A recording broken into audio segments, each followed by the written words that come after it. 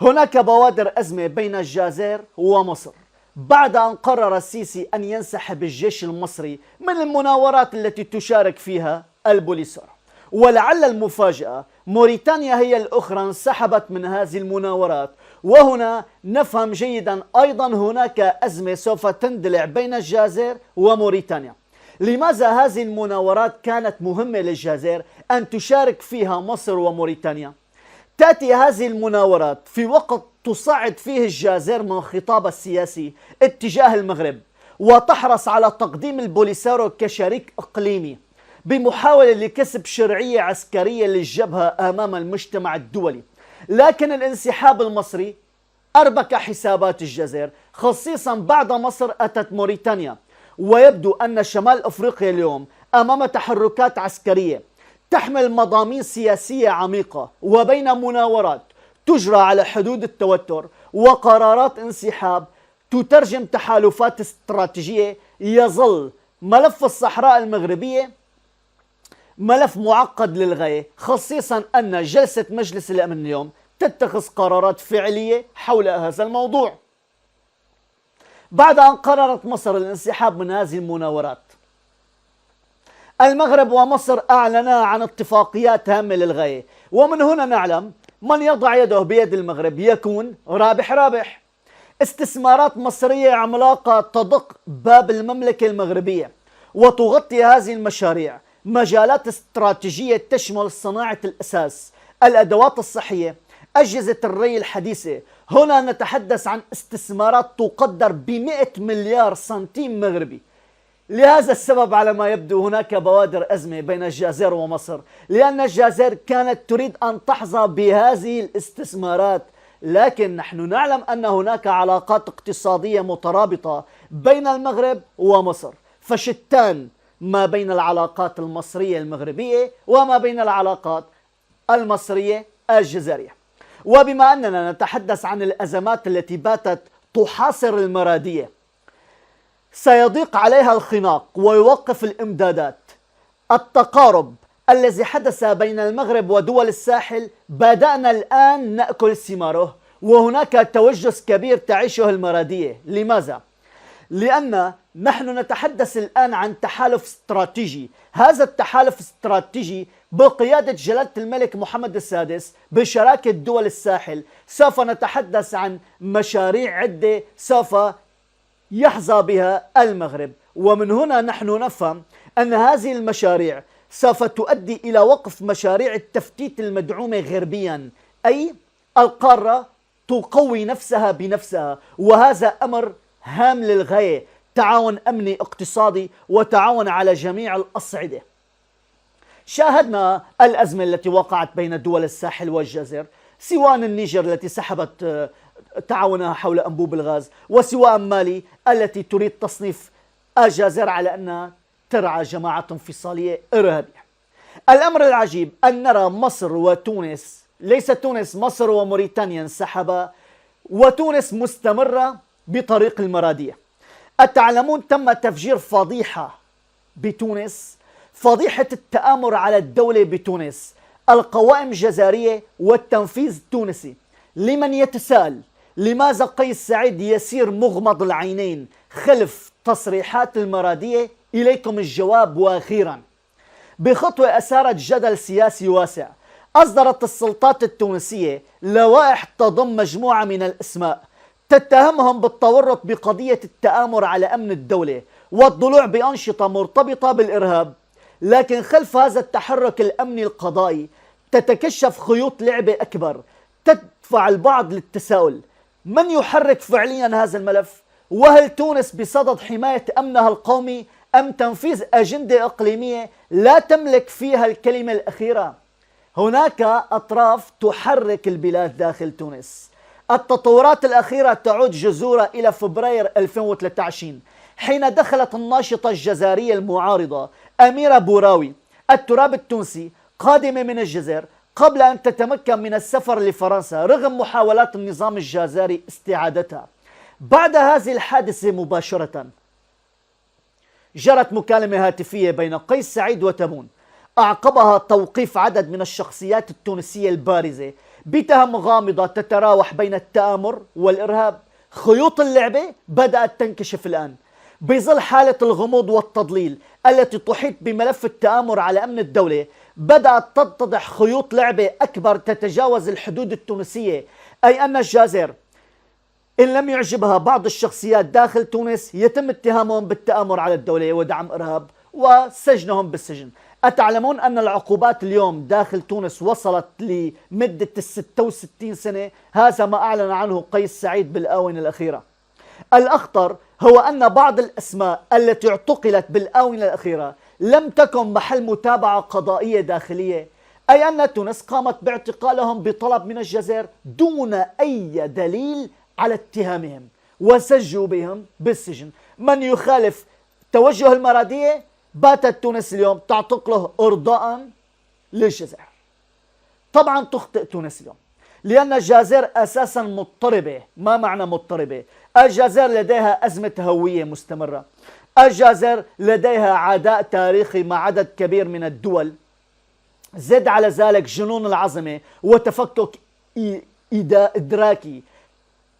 القوة الضاربة التي يقول تبون أن لدينا أقوى منظومة صحية ويذهب للعلاج بدول أوروبية. تناقض كبير يحدث. أساسا ماذا تنتظر تونس من الجزائر ونحن نرى أن الجزائر مفلسة؟ نعم. توقف بس قناة جزائرية شهيرة ليلة الأمس لأنها لم تقوم بدفع المستحقات المالية لمؤسسة الجزائرية للبث الإذاعي والتلفزيوني. أليست فضيحة هذه الذي نقولها الآن؟ قناة جزائرية رسمية ورياضية تم إيقافها لأنها لم تقوم بدفع المستحقات المالية، فما بالك إذن؟ الجزائر فيها ما يكفيها وتعاني الويلات، وتونس تريد أن تضع يدها بيدها، فكيف لهذا أن يحدث؟ بعيدا عن كل شيء، ها هي الإمارات.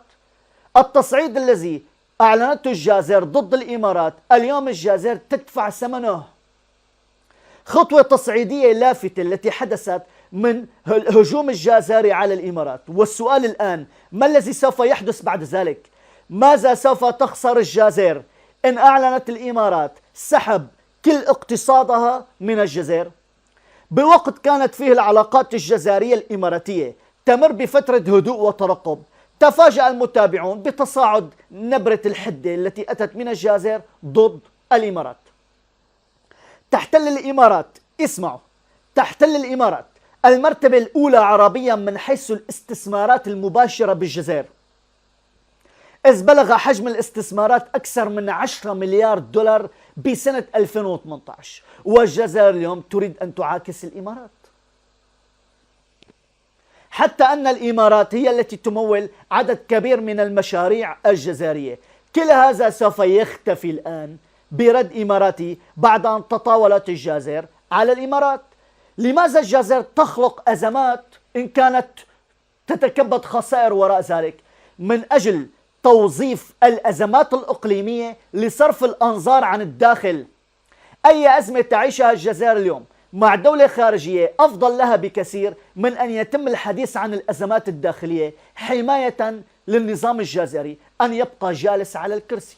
وعليه النظام الجزائري من أجل أن يبقى جالس على الكرسي مستعد أن يعلن أزمات مع دول العالم، لكن يبقى هذا النظام على الكرسي. عندما كنا نقول أن مصير النظام الجزائري ذاته مصير بشار الأسد المخلوع، ها نحن نرى الواقع. بالفعل هذا المسار العدائي التي تسير عليه الجزائر ذاته المسار السوري التي كان يسير عليه نظام بشار الأسد المخلوع. لكن حتى فرنسا التي كانت تدعى ماما فرنسا بالنسبة للجزائر لم تعد تطيق الجزائريين. كيف؟ فرنسا أعلنت ليلة الأمس أنها لم تمنح الجزائريين الفيزا حتى الإفراج عن بوعلام صنصال. صنصال متواجد الآن بالسجن، هناك تهديدات بالآونة الأخيرة بتصفيته من داخل السجن، أي أن الجزائر تحاول الضغط على الفرنسيين مجددا عن طريق نشر الإشاعات عن صنصال. اليوم ردت باريس بالقول لن تروا أي فيزا واحدة لأي جزائري حتى يتم الإفراج عن بوعلام صنصال. طبعا هذا القرار يعتبر هام جدا من قبل الفرنسيين، ويعتبر ضربة موجعة للعلاقات الجزائرية الفرنسية. وعليه الجزائر لم يعد لديها أحد اليوم. أزمات مع جلة الدول لجأت لإيران كالمعتاد.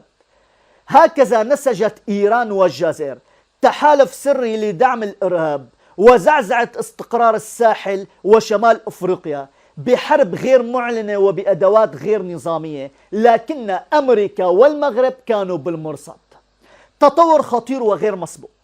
كشفت تحقيقات استقصائية نشرتها صحيفة ساحل انترست المختصة بالشؤون الأمنية الأفريقية عن وجود اتفاق سري بين الجزائر وإيران يهدف إلى إطلاق موجة جديدة من عدم الاستقرار بمنطقة الساحل وشمال أفريقيا من خلال دعم مجموعات إرهابية وشن حرب غير مباشرة على النفوذ الغربي بالمنطقة. تحالف الظلال حينما تتقاطع المصالح بالخفاء. ما مصلحة إيران بدعم الجزائر؟ مصلحتين. أولا، إيران تريد أن تدخل للقارة الأفريقية من بوابة الجزائر. الجزائر تريد إيران من أجل دعم الجبهات الانفصالية منها البوليسارو. الدعم اللوجستي أيضا كان دعم لوجستي تحول إلى رعاية ميدانية عندما نقول أن إيران تمول البوليسارو بالأسلحة.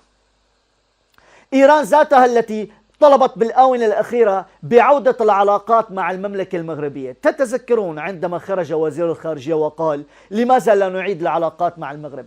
أي علاقات تعاد اليوم؟ ونحن نرى أن إيران تسير عكس التيار ومخاطر تهدد الأمن الإقليمي. المخطط الخطير التي تقوده الجزائر وإيران لا يعجب لا دول أوروبا ولا أمريكا ولا دول أفريقيا. هذا يعني أن التقارب الإيراني الجزائري لا يعجب أحد، والجزائر ملتزمة فيه من أجل مصالحها الشخصية وتوجيه الدعم للجبهة الانفصالية. أمريكا لطالما أعلنت الدعم المطلق للمملكة المغربية لأن المغرب هو حليف أمريكا داخل أفريقيا، وهذا الأمر تحدثنا عنه بما سبق من أسلحة، من دعم لوجستي، من دعم عسكري، من دعم دبلوماسي على شتى الأصعدة. حتى أن أمريكا داخل جلسة مجلس الأمن أعلنت واعتمدت شروط المملكة المغربية بحال استقبال المحتجزين من داخل مخيمات تندوف. طبعا شروط المغرب واضحة: أن يتم تعداد الساكنة، أن يتم فحصهم لمعرفة من أين هم وهل فعلا مغاربة أم من جنسيات مختلطة، لأن المغرب لا يقبل استضافة إلا المغاربة أبنائه. هذا ما اعتمدته أمريكا بشكل فعلي من داخل الجلسة مجلس الأمن الأمم المتحدة، واعتمدت شروط المملكة المغربية حول هذا. طبعا هذا يعتبر ضربة موجعة للمرادية وإحراج للممثل الجزائري من داخل جلسة مجلس الأمن. وبما أننا تطرقنا لموضوع الإحراج، بن كيران الذي وصف المغاربة بالحمير أتاه الرد الآن من الشيخ الفيزازي. الفيزازي لبن كيران يقول: لا يليق بك أن تكون زعيم حزب وتهين المغاربة، وأنا أقول تازا قبل غزة، وعليك أن تعلم أن زوجتي غزاوية. قال الداعية المغربي محمد الفيزازي: أنا رئيس الحكومة السابق بن كيران أهان المغاربة بوصفهم الحمير والميكروبات. واستنكر الفيزازي الوصف الدنيء الذي وصف به بن كيران المغاربة فقط لكونهم رفعوا شعار تازا قبل غزة، معتبرا أن المغاربة محقين برفع هذا الشعار لكون الأخ القريب ليس كالأخ البعيد، دون أن يلغي ذلك التضامن مع الغزاوين. شدد الفيزازي على أن ما صدر من بن كيران بصفته رئيس حكومة سابق عيب ولا يليق به، ولا يليق بكونه زعيم إسلامي كما يقول، ولا يليق بما كان مكانته بما أنه رئيس حكومة مغربية سابق. وكيف يتهجم على رؤساء الدول داعمة لمغربية الصحراء. من هنا نرى أن بن كيران بين الخطاب والانزلاق، قراءة نفسية سياسية تربوية اجتماعية بتصريحات بن كيران الشاذة. وصفت هذه التصريحات بأنها شاذة لأنها بعيدة عن القيم الأخلاقية.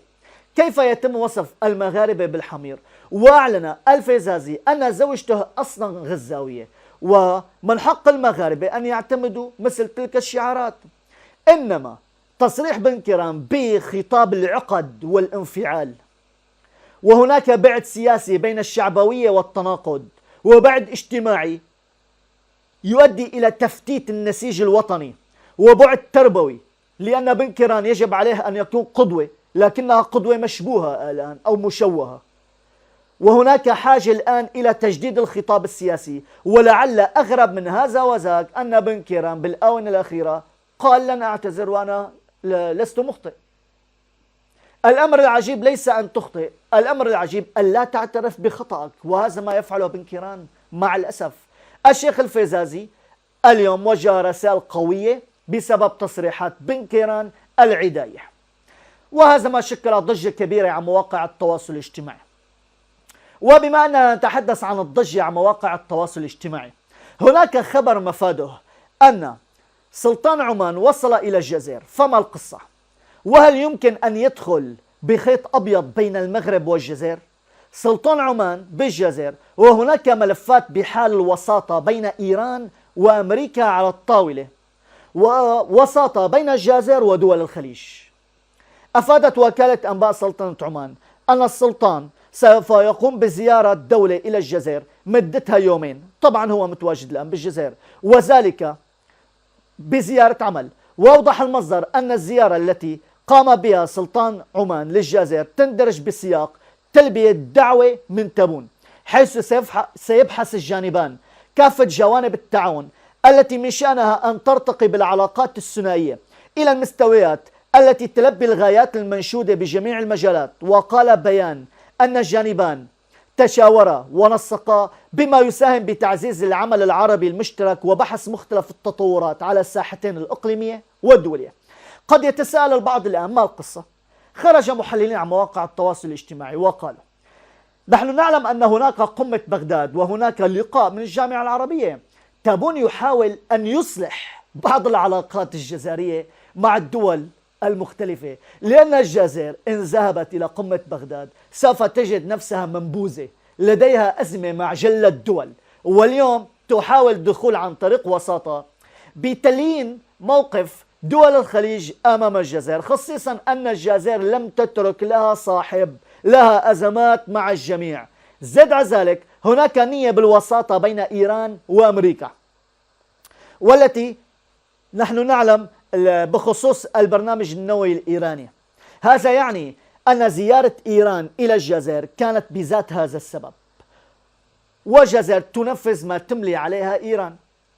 ولا يستبعد أن يتم تناول خلال هذه الزيارة مسألة العلاقات المغربية الجزائرية والتوتر الحاصل، لا سيما على ضوء العلاقات المستقرة بين سلطنة عمان وكل من المغرب والجزائر. هذا يعني أن علاقات المغرب وسلطنة عمان مستقرة للغاية. والآن مع زيارة سلطنة عمان للجزائر نحن نرى أن هناك أيضا باب للمفاوضات قد فتح. يذكر أن سلطنة عمان تدعم مبادرة الحكم الذاتي كأساس تفاوضي وجيد لتسوية ملف الصحراء. إذن سلطنة عمان تدعم ملف الصحراء المغربية وفق الحكم الذاتي، وهذا يعتبر أمر هام للغاية.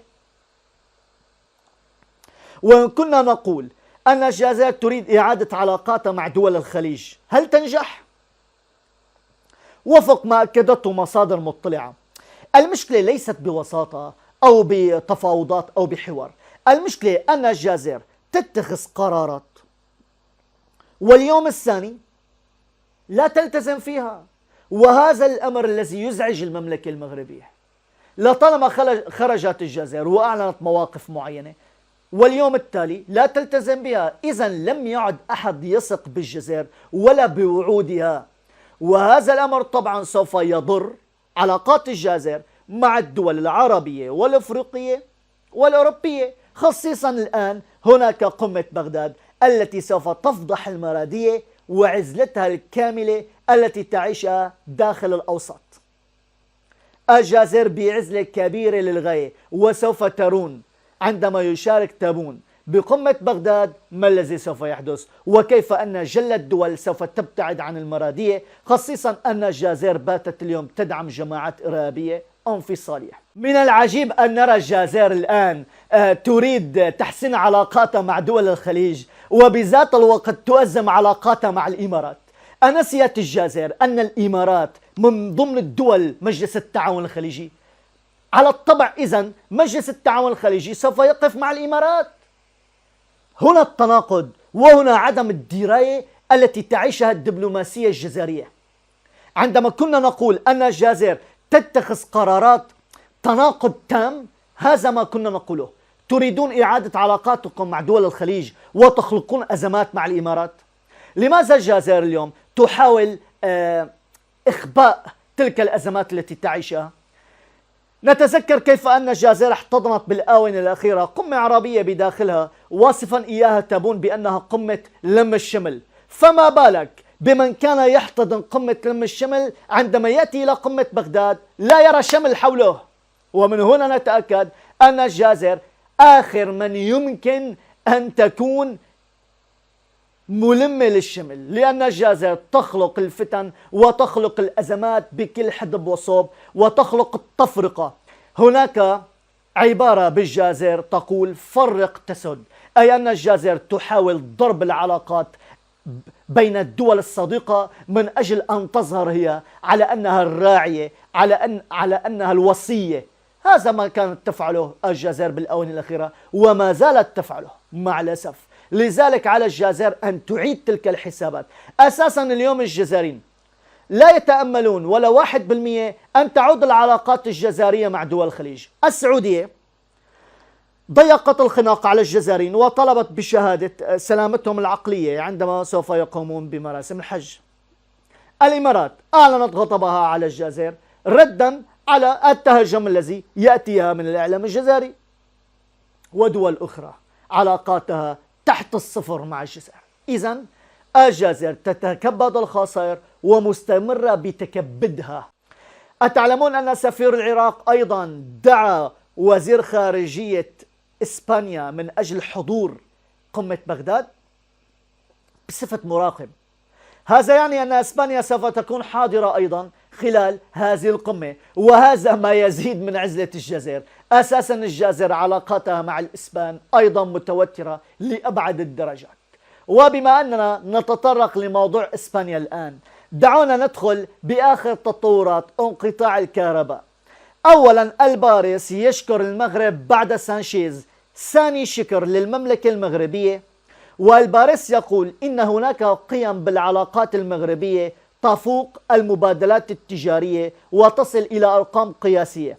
ما أجمل عندما نستمع لإسبانيا تتغنى بعلاقاتها مع المملكة المغربية، إذ أن هذا الأمر يعتبر هام جدا، خصيصا مع الأطراف التي تحاول النيل من العلاقات المغربية الإسبانية. على سبيل المثال الجزائر، منذ متى والجزائر تحاول الإيقاع بعلاقات المغرب وإسبانيا؟ حتى بالآونة الأخيرة الجزائر عبر صحافتها اتهمت المغرب على أنه هو من قطع الكهرباء على الإسبان، في حين نحن نعلم جيدا أن الأمر بريء من هذا، لأن إسبانيا قالت منذ البداية هناك دولة بشمال أفريقيا قامت بهذا الفعل باستثناء المملكة المغربية، وإسبانيا شكرت المغرب على الدعم المتواصل. والتحقيقات الإسبانية أشارت إلى تأكيدات معلنة على أن الجزائر هي التي ارتكبت هذا الفعل، في حين خرج تقرير بريطاني ليلة الأمس وقال بريطانيا تتهم روسيا بقطع الكهرباء عن الإسبان، وهذا ما أثار موجة من السخرية على مواقع التواصل الاجتماعي. لماذا؟ موجة انتقادات حادة أثر نشر الصحيفة البريطانية مقال طرح فرضية غريبة عن استخدام روسيا أسلحة كهرومغناطيسية سرية تسببت بالانقطاع غير المسبوق للكهرباء بإسبانيا والبرتغال. وقد اعتبر القراء أن هذا المقال مثال جيد على الهوس الغربي بإلقاء اللوم على روسيا بكل أزمة تحدث حول العالم.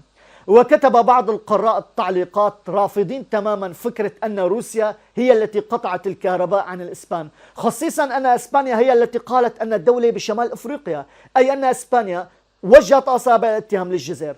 فالصحيفة البريطانية عندما توجه أصابع اتهام لروسيا، هذا ما أثار جدل على مواقع التواصل الاجتماعي تحت عنوان أي شيء وأي كارثة تحدث بأوروبا يتهمون فيها روسيا. هذا ما قالته روسيا عندما ردت على الاتهامات الإسبانية. ولعل السؤال الأنسب الذي يجب أن يطرح الآن، نريد نتائج تحقيقات انقطاع الكهرباء. مر أسبوع على قطع الكهرباء، فماذا أتى عن الإسبان؟ اسمعوا.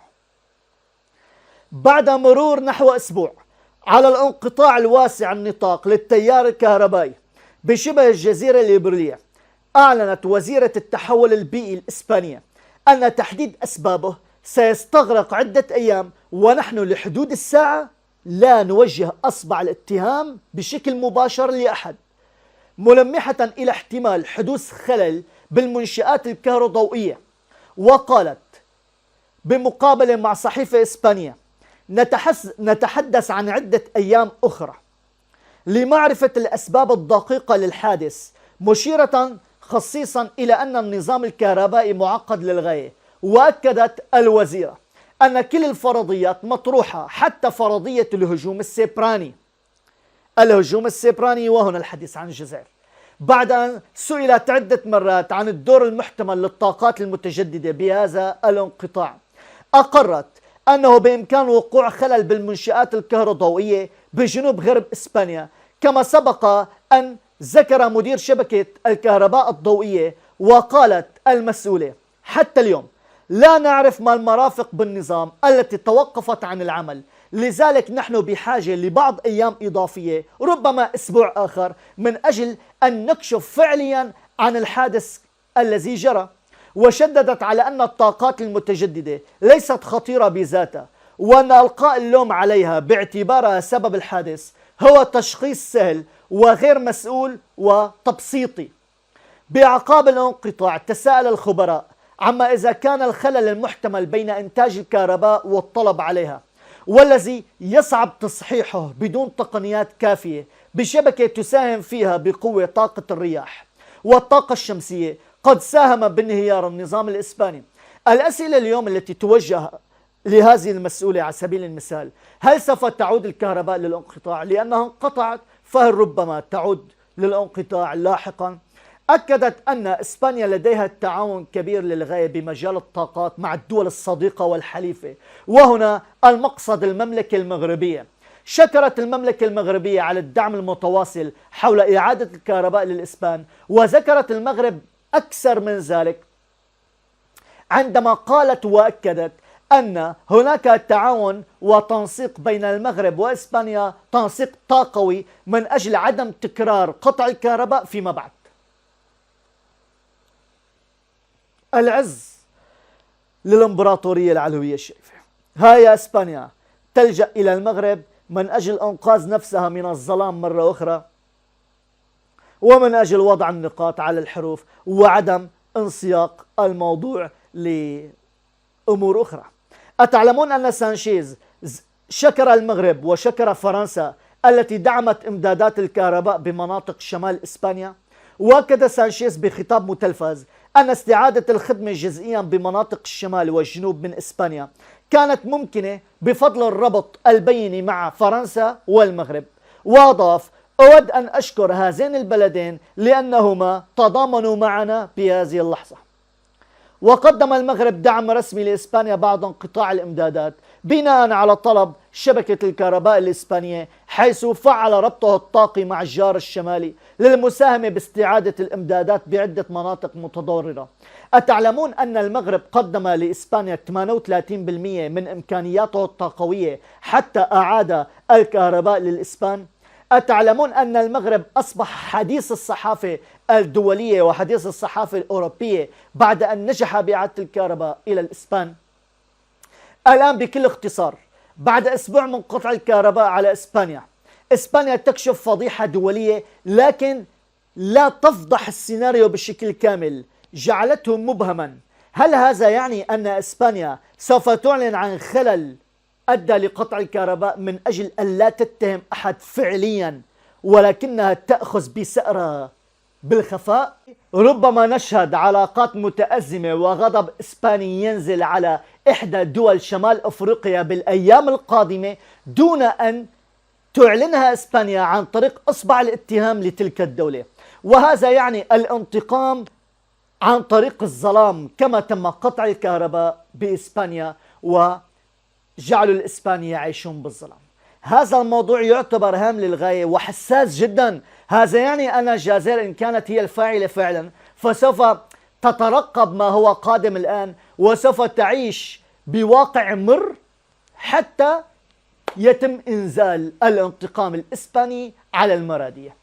قد تنتقم إسبانيا بورقة الاقتصاد، الاستثمارات، الغاز، أمور عدة سوف تتخذها إسبانيا بحق المرادية بحال أن الجازر فعليا كانت هي المتورطة الرئيسية بذلك.